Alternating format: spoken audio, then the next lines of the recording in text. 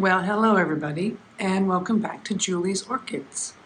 So today I thought we would do a first tour of the grow room for 2024.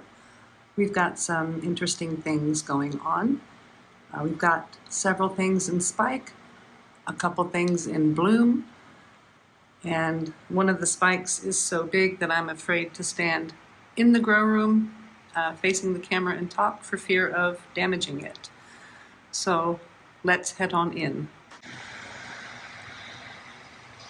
Okay, well, our mounts are not doing much. Some of them are really starting to suffer. It's been quite hot here in Perth the last several days. My Caladium here has got, it's seen better days. But for the most part, they're doing okay. Now, I haven't had really a lot of mounted orchids, mostly because I had been growing not in a dedicated grow room, and it was hard to keep the humidity up. And I can say I don't know that I'm necessarily going to keep all of these on mounts, because going through the hot of the summer here in Perth, I'm struggling to keep them happy.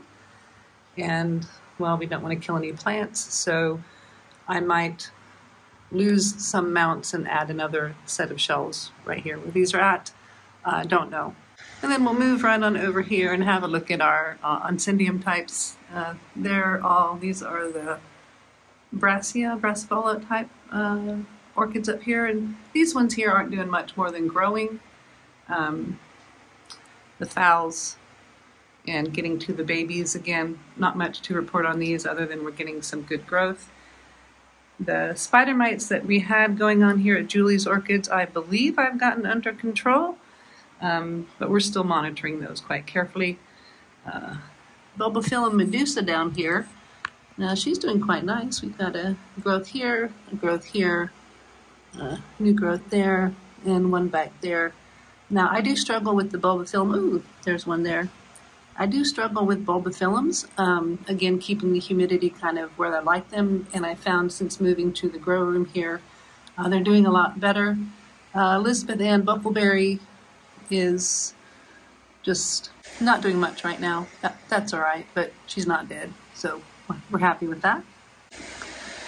The remaining Caladium maculata seedlings that I have are in varying stages of recovery. This one's doing quite well. This is its new growth here, and it's really taking off, as is this one. That one's got a little tiny new growth going on right there, and that one in the back, I think, is dead. This one here, it's got a chance, but I don't think it's going to make it either. And pop on down to this shelf, we can see that the Fragmap Pedium Sedinii are that one, and those are going pretty good, growing nicely along some new growths.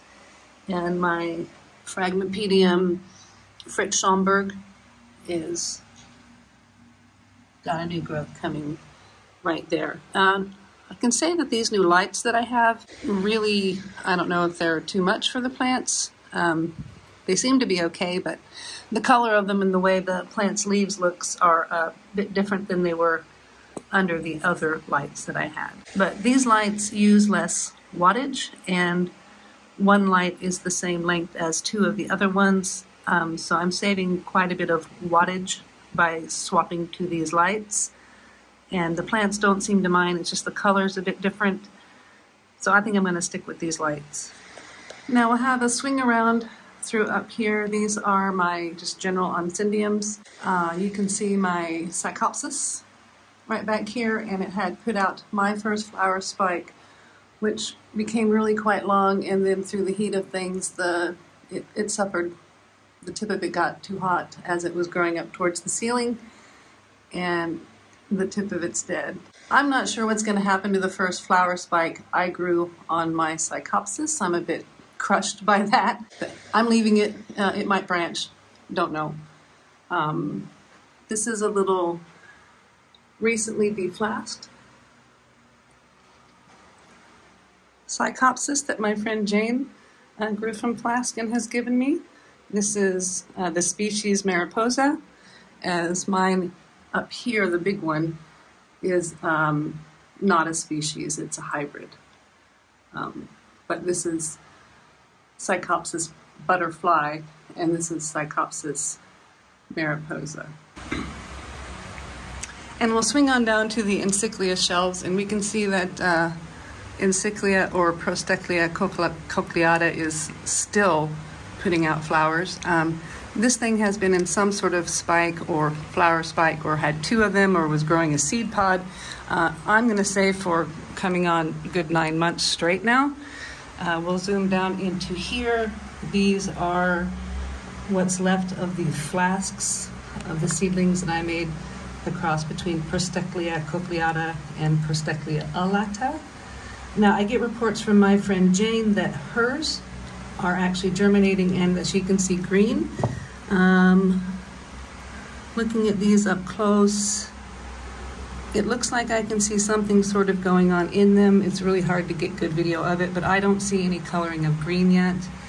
Now the other two ones molded, yeah, I pulled them out. So, but these ones here seem to be okay. And the ones that Jane have definitely are pollinated and are turning green. So we will, at minimum from Jane, get some plants from the crossing there. Right here is Encyclia lancifolia. And you can see that these flower spikes have been going on for quite some time, and they just still keep on creating these nice buds. And here we have the other parent to these. This is Encyclia alata. Got a spike growing there, a new growth here, and behind there is Encyclia bee's knees working on two nice spikes back there. Really happy with the Encyclia prostechlias that I've got. Now we'll zoom into our Cattleya types. So this, I don't remember which one this one is. I lost the tag on this, but this is the Brassavola. I'm not sure if it's nudosa or cochleata. You guys can give me an idea on what you think the name of this one is. This one is a species. But like I said, when I got it from Lynn, the tag fell off and I forgot what it was. Yeah, that's really too bad. Up in the back there, you can see I've got one flower spike and two coming off of Cattleya yellow bird. And the other Cattleyas that we've got up here are growing along quite nicely. Now we'll come down here to a shelf that was pretty well ravaged by the spider mites. These are my Angraecoids, my Orchids, my Ascocentrums, and my Gemelias. And they're all in recovery mode. And we have our fingers very much so crossed for these. As you can see, they're not looking the healthiest. I don't see any more signs of active growth on these, but you can see the damage that the spider mites did to these, particularly here on these here. So yeah, pretty worried about these ones, but I've treated them. I've treated the whole collection. So in the process of treating my whole collection, I did get some stem rot because I really just doused everything real good in pesticides. So I've been treating these once a week for the past month or so, and 1 week I would do pyrethrum-based pesticide, and the next week I would do the garlic alcohol, and the following week I would do an oil-based one, and then last week I did one last go with garlic alcohol, and I think I've gotten them under control. I don't see any more evidence of this is the newest leaf that's grown, and you can see there's some damage on this one, but not on this one here. So I think we've got them, really quite unsure. So here is some of our dendrobiums. That's Dendrobium delicatum. We've got Bigibbum variety compactum there. That one is Berryota, Dendrobium berryota, and Dendrobium sunny red. Back in the very back corner, that big one back there, is the Sydney rock orchid, otherwise known as Dendrobium speciosum. And all the little ones you see right next to it are hybrids of that one. Up on this shelf, we can see that the zygos are doing pretty good. This shelf is a combo shelf of some zygos, some Lalias, some Coelogenes, some carnivorous plants, my Acioclades. This is the latest growth off my Acioclades. Now, if you remember correctly, I've grown this one from flask. This is one of my flask babies, as is Acioclades spatuliflora. And this is its new growth on this one. And I just love the pattern on the leaves there. Come up here to species Coelogenes speciosa. We've got nice bud getting ready to open here, and then a little bud forming behind it. So this is kind of like the zygos in that this one is going to make the bud and the flower before it matures its pseudobulb. And it doesn't have the prettiest of flowers. I mostly got it because it's a species. And again, if you look back here, you can see the spider mite damage that got to this one, and it even got some on the bulb of that one, so really disappointed in that one. We'll pop down here to our Paphiopedilum shelves, and you can see that one right there, the yellowing leaves. That's spider mite damage from that one. Paths pretty well made it mostly okay. I have lost a few of the smaller seedling paths to crown rot. This one, my Paph venustum, my species here, I think might be a goner, but we'll cross our fingers. Moving on over to these paths here, these ones, some of these didn't make it so well. My Paph Coral World Ocelot is getting ready to be a goner, but I'm happy to show you Paph Idiate. Yeah, she's a reliable bloomer, and that beauty is still producing nice flowers for us. Now we'll go from the Asian slipper orchids up to the South American slipper orchids, and now we're going to have a look at our Fragmap Pediums. And this is Fragmap Pedium piercii. And Fragmap Pedium piercii I got as a seedling. It bloomed for me last year, just one bloom on the spike. This year it's produced 1, 2, 3, and it's got another one coming. These are just, again, the most beautiful little slippers. And this one hasn't quite fully opened yet. We can see I like the little twisties that come down. So Fragmap Pedium piercii. We've got our rest of our Fragmap Pediums are just growing along. This one is Fragmap Pedium Pink Panther. Now this one surprisingly bloomed for me as a one growth seedling. So I'm anxious to see what its next growth will produce. And up here we've got some of our bigger frags. Let's try to scoot back so you can see those better. Got our frags here. The jewel orchids have been decimated by the spider mites. We've lost Mycotes petola and Mycoles sanderiana by petola. The Aspodania argentiniae right here, as you can see, not looking so hot. And neither is another one of my Mycotes sanderiana and petola. So yeah, I don't think I'm going to be replacing these jewel orchids, whereas their foliage is quite beautiful. I struggle with their needs. You can see the leaves are curling because it's just hard to keep the humidity right for these guys. And it seems like they're just a sucker for the spider mites. Their flowers aren't the prettiest, so yeah, I could live without those again. Now the Ludicea discolor, maybe we got lucky, but it's all the way up here and it suffered absolutely no damage at all whatsoever. And a few of the little paths in that shelf there are recovering. The 3 in this corner here I got from Lynn, and that one there you can see a little bit of damage up there from spider mites. So yeah, spider mites have been at Julie's place and not real happy with that. Now we're going to have a look here at Sherry Baby. Now if you remember correctly, Sherry Baby, I've had her for a couple of years and I was beginning to give up hope that Sherry would ever do anything for me. And this year she's put out 3 flower spikes, and this flower spike is so so very tall. I'm standing on the floor, and the top of this flower spike is above my waist, and we've got 3 more coming. This one's going to be huge, and I'm looking forward to being able to film this monster for you. But you can see sitting right next to them, and we're going to take these into the living room for a better view. We've got Brassia Rex going off over there, Shiloh Okika right there. So given that, let's transfer everything onto the kitchen table, and we'll get a nicer look at those 2 pretty plants in bloom. So this beauty here is Brassia Rexsakata.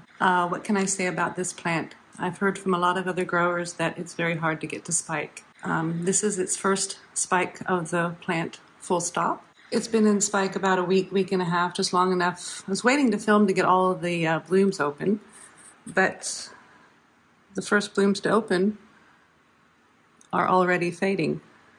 I'm unsure if it's because we've had a current little hot snap here in Perth and the aircon was struggling to keep up, but I will say that this one isn't very long lasting. Is it because it's its first spike? But I'd say for a first time spiking, it put out 1, 2, 3, 4, 5, 6, 7, 8 flowers. So you really can't complain too much about that at all. So this is the last flower to open, and it's still opening. You can see it's still kind of straightening out its petals. Nice frilly lip, and the colors are quite pretty. Now I can't smell anything on this one, so I don't know if I'm smelling it at the wrong time of day. I don't recollect if Brassia Rex is supposed to be a fragrant orchid or not, but I can say right now I don't smell anything on this plant. It's happy, you know, it's got some honeydew forming in spots where you would expect to see it. And yeah, I've been watching this real closely. Also, I was wondering if maybe it was some of the spider mites, because this spike was forming while I was battling the spider mites, and I did pull this plant away from that area, so I'm unsure if that's sort of why this is fading. Is it because it's a first time spike, the sudden heat spike we had here in Perth, the spider mites, or a combination therein? The other plant that I'm going to show you has been in flower for a lot longer and is not necessarily fading as quickly as this one, but they're both Brassia types. So let's go get the other one out. Okay, well, this beauty is Brassia Shiloh Okika, and I've shown her before, and you know, her blooms are quite a bit older than Brassia Rex's, and they're not fading. They're not fading at all. Whereas if you compare Rex here, these 2 are fading. This one has the look that it's starting to fade. You see the bit of redness going on there. I don't see signs of pest on it. So again, like I said, I'm unsure if it's just this is a cranky plant. As I've said, other growers have said that they struggled to get theirs even to bloom, and that maybe this one is just far more vigorous a plant. But I thought I would film these 2 and at minimum get this Rex going while it still was looking good. And I did want to wait till all of them were open, and I just didn't realize that by the time all of them opened, the first 2 would fade. So still all over in general for first time blooming Brassia Rex. Pretty happy camper with that one. Also first time blooming is Brassia Shiloh Okika, and this one is just a real strong and vigorous grower here, and just really not going to complain about either of them. So we'll have a downward look at these 2 beauties. If you like the video, please give me a thumbs up. A subscribe would be great. Thank you very much for watching, and have a fabulous, wonderful day. Don't forget to hit the subscribe button.